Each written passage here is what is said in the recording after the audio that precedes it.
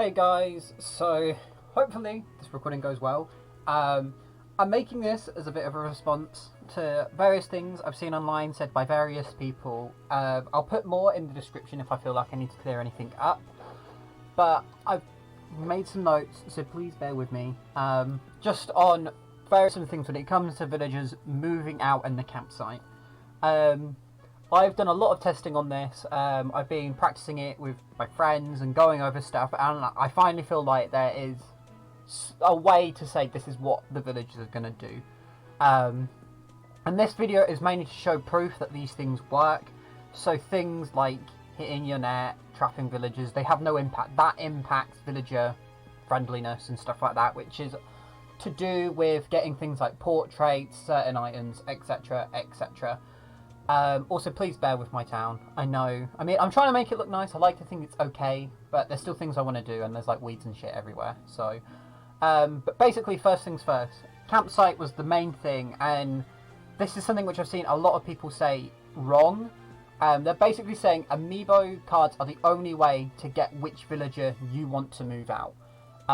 So, by the way, just a heads up, all this footage, I'm talking over it because I didn't like my original recording. But, basically, you do not have to use Amiibo cards to get the villager you want. And this is to show you how it's done. So, originally, the intent was that, yes, Amiibo cards were the way to choose which villager you wanted to move out. Normally, when you have a campsite villager, you can play a game with them, and if you get them to join, they will ask to swap with one of your villagers, and they request which villager it is. Now, the theory was originally that this was locked, so if they said one villager, it's always going to be that villager, which I thought when I had Anchor, and she kept saying Flurry, and I was very upset and had to leave her behind. But there is a way to change which villager they say, and you don't have to do anything like time travel or anything. It's pretty simple. So as you can see here, I'm playing the game with Goose. I don't actually want Goose because I'm happy with like the villagers I've got, but basically, they always ask to play this game of cards. There'll be two different outcomes of it. This one is red or black, which is the easier of the two because it's 50-50. The other one is a 25% chance we have to choose between the different suits. I got it right here, so you'll want to move to my town. They can sometimes ask not to play the game, but typically, that's very rare. You get it first chance. It's normally like, I find you get the 25% chance than the 50, and then they'll just ask to move after you've asked them tons, but that can take a while. So obviously, as you can see here, my town's full with 10 people, so therefore he wasn't allowed to move in, but if someone moved out, he could move in. So this is where they say strike a deal, you can say go for it, and he says Zucker. Now, I like Zucker, I'm sure a lot of people do. I don't want him to move out with Zucker. So rather than finish the conversation, I want to back out of it. As in, shut the game down. If I finish the conversation, the game will auto-save that choice, and it is therefore locked in. And no matter how many times I talk to Goose, it will always be Zucker. So I shut down the game and just reload it. Which is why I recommend, if you've got a campsite villager, do it like first thing, because you won't then lose out on any data which hasn't been auto-saved. But as well, I'd also suggest maybe having your campsite somewhat accessible near your house to speed things up. I mean, it doesn't matter if it's on the other side, you just have to walk through town, it's a bit longer. But it's personally why I like having my campsite near me, because then if it is a villager I like, I can just shorten the time used between them. I mean, it's how I got Judy. I spent like 5-6 hours. I mean, anyone who saw me on Twitter saw the pain I was going through trying to swap her out with one specific villager. But basically, there's no limit on how many times, as long as you back out before the final, or before you confirm that conversation, then they will ask a different villager every time. And that's because the game doesn't pick which villager it is until that conversation comes up, because obviously you can lose the game. But also, it's not predetermined, unlike some other things, which I'll discuss later. So it's like, yes, that's when the RNG is rolled, but it's not locked in until the game auto-saves, because obviously, like, for example, you can go here and speak to him, and I'll get a completely different set of options than what I did the first time. So, like, originally he wanted to play a bunch of games with me, and like he's asked to play a game here, but the item's different. But also, you can even come speak to the villager, and if you've gone to yourself, okay, I actually really like that villager, and you've got to go do some chores in real life or something, you can save the game, you can come back and try this again, just as long as you haven't had that conversation once and clicked off it, because it's only determined once they've agreed to join your town, essentially, is what I'm saying. I mean, I think it took me about 2 or 3 tries to get him to want to have a go again, and even then I didn't have to play the game this time, which was very lucky on my part, because I thought like it was going to my luck was going to come back to bite me, which I didn't. I think I've clipped out all the unlucky parts in this video where I felt like it was just irrelevant, or me talking to other villagers for my own sanity, because when I've been testing this, I've literally been doing like day by day to try and get as much data as possible, so that obviously it helps everyone, or at least it was for my friends, and then I figured, you know what, I might as well put this online. Obviously, he's gone and asked resident services again, said it was a no-go. Basically, there's not enough room on the island for both me and my scary arms, and then he talks about someone moving out again, and normally it would be Zucker again, but in this case, I want to say it was Lucky? Spoiler alert. Yeah, so he asked Lucky. Obviously, it's not locked in, so you can use this, you can keep changing it. Sometimes they might ask for Zucker twice in a row, they might ask a different villager every time. I mean, like I said, it took me forever to get Judy, so it's just keep persistent with it, and if you keep this up, eventually they'll ask to swap with someone you're fine with. Anyway, next part is about moving out. So, just to be clear, this part isn't a method on picking which villager you want, it's about getting more chances of villagers asking you to move out. This can work for both time travelers and normal players. Obviously one's going to be quicker than the other, but it's if you're a normal player and you don't want to time travel, like, that's fair to you. Same to time travelers, if you want to time travel, that's fair to you, don't let anyone tell you want to play.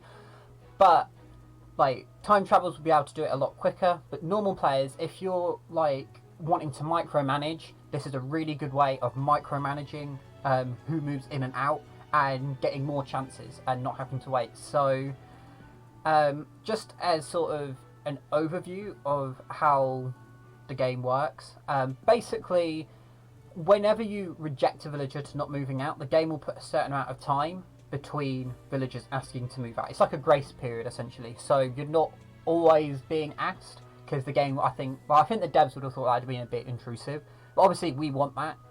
So what you need to do in order for this to be the best ideal setup is have said no to someone originally, because then the game puts itself in a mode where the grace period is shorter, and then second, find someone in the thought bubble. Villagers only will ask to move out in the thought bubble, so in my case, Marina is asking to move out. Now, what's really, really important to note is when you first boot up the game for the day, the game picks one of your 10 villagers to be in the mood to move out. Whether or not anyone asks you is irrelevant at this stage. The game has picked Marina. Now, if Marina had the thought bubble like she did, she'll ask to move away. If Coco had the thought bubble, she won't ask to move away. It's as simple as that. Now, I don't want Marina to leave, so what do? I use what I did for the campsite, and I will turn down my... Well, I'll turn down? Shut off my game. And this stops the game thinking I said yes or no to her moving away. It just sees it as you quit the game before there was a choice. And because I now know Marina is the villager for the day, I'm free to go about doing whatever I want, and I can avoid having this conversation with Marina. Now, you might think, oh, but if you avoid the conversation, won't you just move away anyway? As far as I am aware, and I have done tons of testing, and I have not discovered it once, I have not had a villager move out without asking me first. Like, New Leaf was a pain because they would move out if you didn't talk to them, but I have not experienced that. They've always asked me first, and because the game changes on a day-by-day basis which villager wants to move out, I don't even think that's possible. Which makes sense to me, because, for example, like, today is Marina, and it'll always be Marina, which I'm going to show in the footage, that no matter how many times I ask her, it is Marina who wants to move out. But then the next day, it will be a completely different villager. It could be Marina again, but it could be someone else. So don't worry about that. You are free to ignore them, do whatever you can, and just not have that interaction with them. By not having the interaction with them, the game on the next day will basically say, we're trying to move someone out. They didn't speak to anyone yesterday, so we need to force another villager to move out the next day.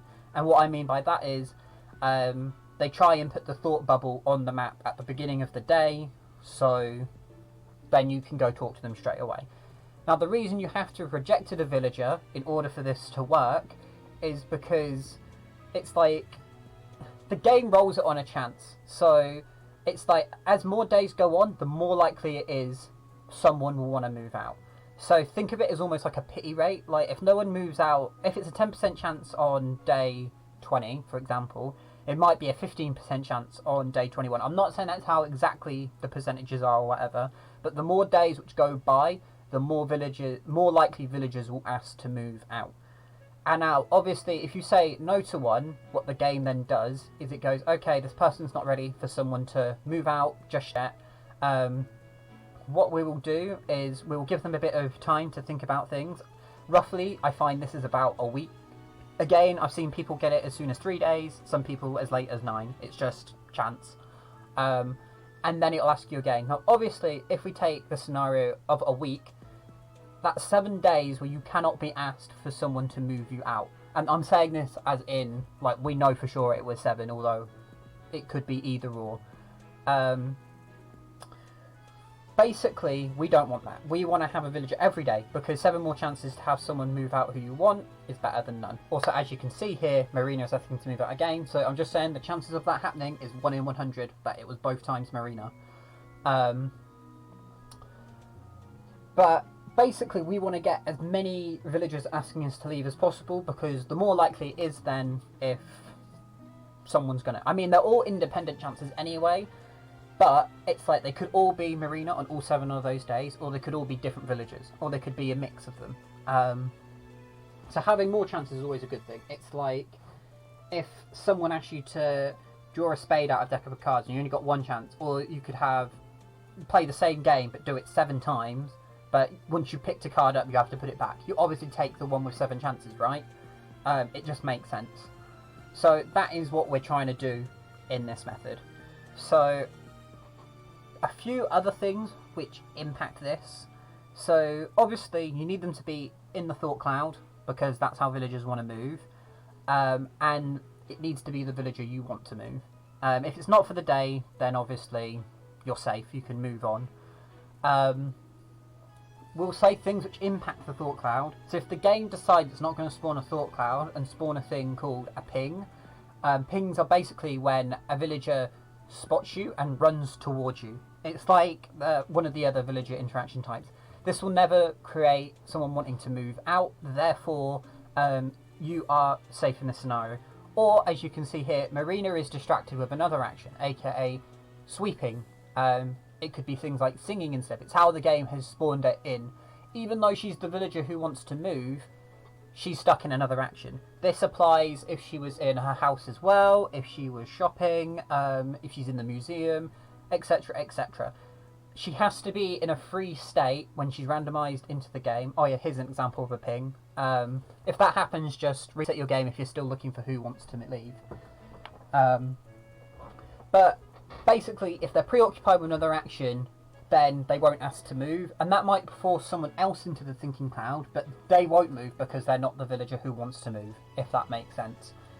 Like, they will ask you typically like, oh, I want to swap an item with you, can you get this for me, etc, etc. But in all these days of proof, like testing and proofing it, like, I've only ever had 1 villager asked to leave, and the rest have all asked to do other stuff. I mean, I had Marshall asked like 7 times in 1 day, so take that as you will. So what can you do if you know this, basically? Like, if you know that villagers are determined day by day, you're like, great, how does that help me? Well, if you know which villager is going to leave, you know which one to not speak with, and If you're forcing it for the next day, it gets you more chances. Simple as. I feel like I might have repeated myself there, but you know what? It drives the point home. The reason why you have to have the village... Yeah, I went over that. Why you have to have one villager rejected is because otherwise, like, for example...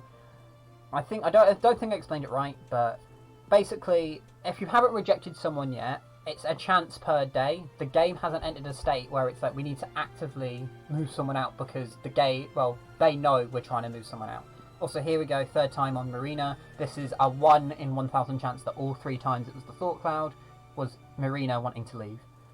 But basically, it's still a roll. So even though on day 20 you hit it, and let's say it was the 15% chance or whatever, day 22 might be 25, but you're still not guaranteed to hit it or whatever. It's a separate chance each day. Whereas once the game is aware that you know someone's trying to leave, it then will make it sort of a more guaranteed chance. And the longer you go on, the more likely it is the Thought Cloud and someone wanting to move are going to line up.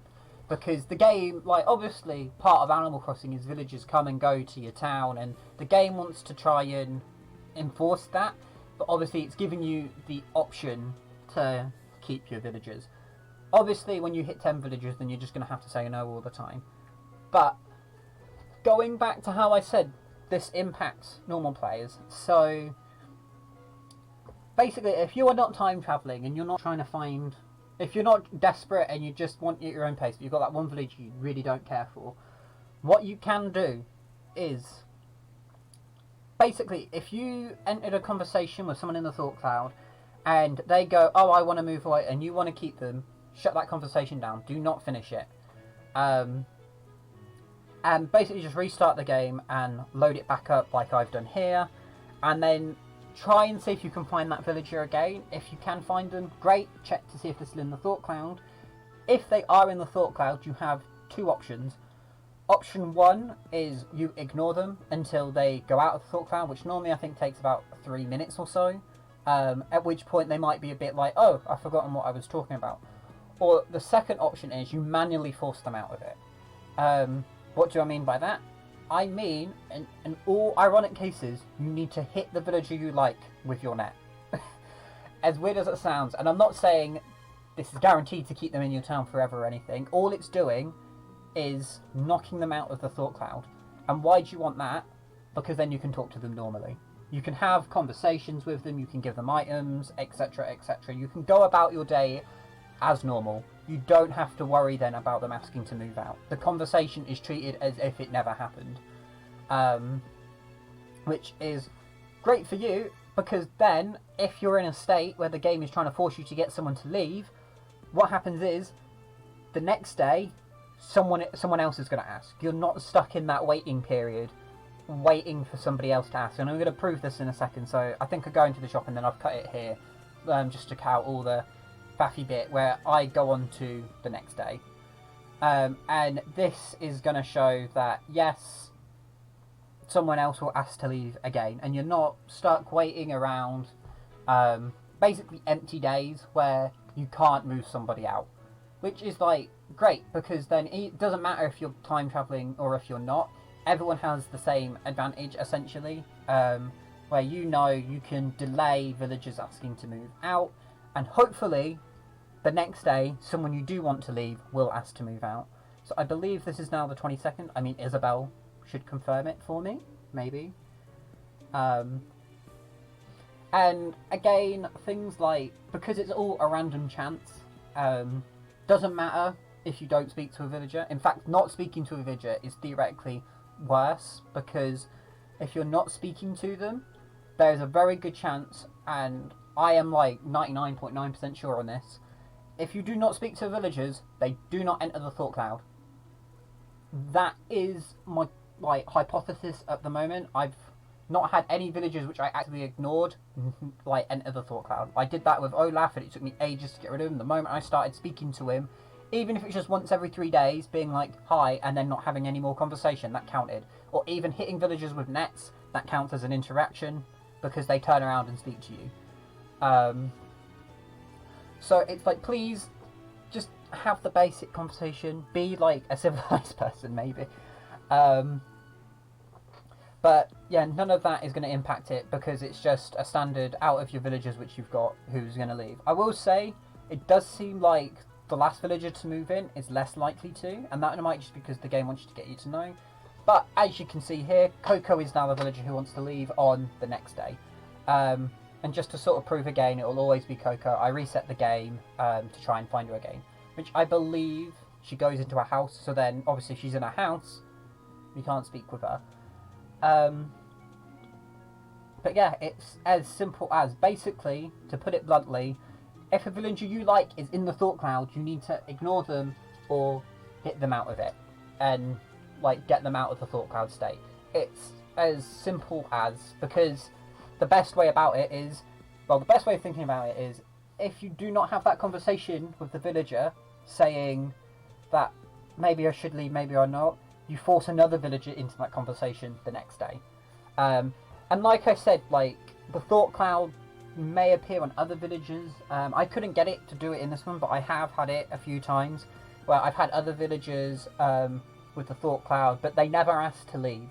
And even if they did, for whatever reason, you can still ignore them. But in all my testing, and I mean, I've tested since like March to September in-game, and even more than that if I include the first year of in-game I did to collect a bunch of data.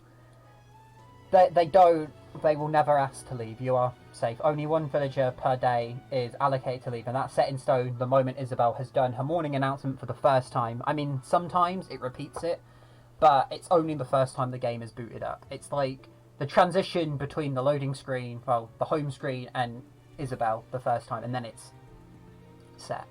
But yeah, it's simple as just ignore those villagers you want to keep, or hit them out of it, and only speak to those who you don't like when they're in the thought cloud, essentially. Well, speak to them anyway still, but you know what I mean. Basically, I'm saying speak to them every now and again. If they're in the thought cloud, it doesn't hurt to speak to them then, because you either get a free item from it, or they move out. It's a win-win for you. I don't see why you wouldn't.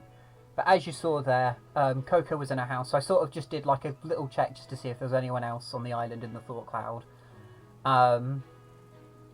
But yeah, it's like, it's really simple stuff, and that's as much as you can impact it. As far as I'm aware, there's no way to determine which villager is going to be randomly selected at the beginning of the day, but like, at least you now know, hey, like, there's no point, if you find someone's moving out, you cannot reset it to try, or like soft reset to try and get a different villager to move out, because it'll always be that one villager who wants to leave, is what I'm saying. You just have to take it by a day-by-day basis, and hopefully, like I said, like, you're getting more chances this way, so hopefully it means you reach the conclusion of which villager, well, the game will pick which villager you want to leave a lot sooner, rather than you having to wait, God, like, if it took you 7 attempts through this method, that's 49 weeks you have to wait in real life. You're doing the same in the week as in like nearly an entire year. Yeah, which is a lot, I would say. But like I said, there's no guaranteed way with this method. Only campsite is guaranteed which villager will want to move out, and even then, one of those you have to abuse, like, when villagers speak to you. So again, it's not like, well, it is 100%, I would say, all the time if you know what you're doing.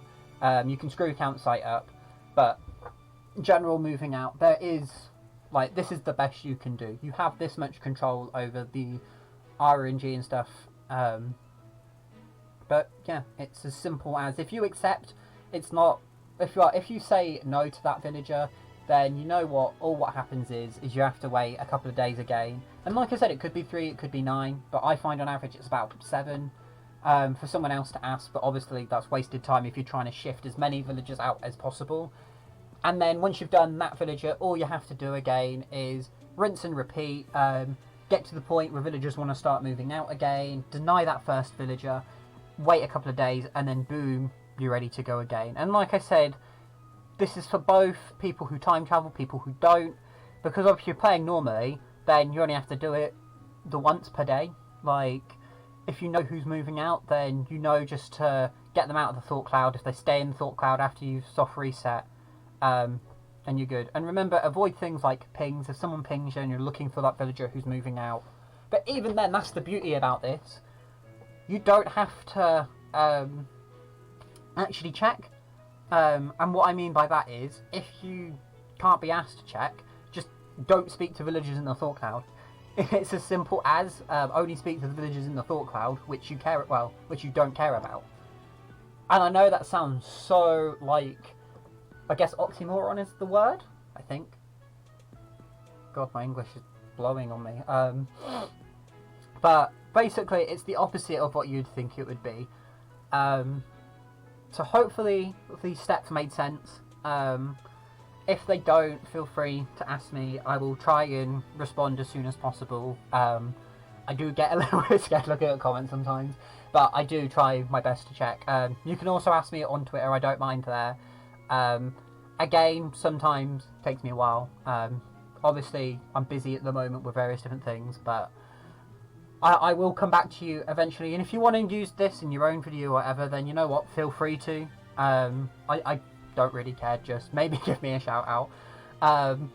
And shout outs to anyone who gets what my town is themed on. If you get what my town is themed on, please talk to me. Like, I would love you forever. I mean, I've still got a lot of work to do on it, but I want to get it because it's, well, what I love at the moment. So, it's probably not exactly clear because it's more just inspiration, but hey. And as you can see here, Coco is the villager who wants to move. If this is not enough proof that, what do you call it? It's only one villager per day who wants to move, and it's set in stone when you start the day, then voila. Like, I don't know what else to say. I mean, I can give you my spreadsheet, but my spreadsheet is only words. It's not video proof.